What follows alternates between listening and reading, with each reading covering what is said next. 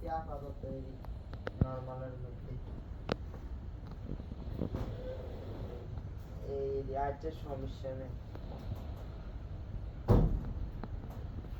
আচ্ছা ঠিক আছে, যোগাযোগ করিস, বেশি না লাগে করিস, বেশি না আগে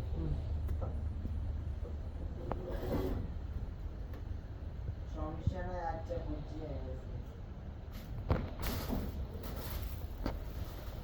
আরো বাড়ি কি অবস্থা বাইরে আছে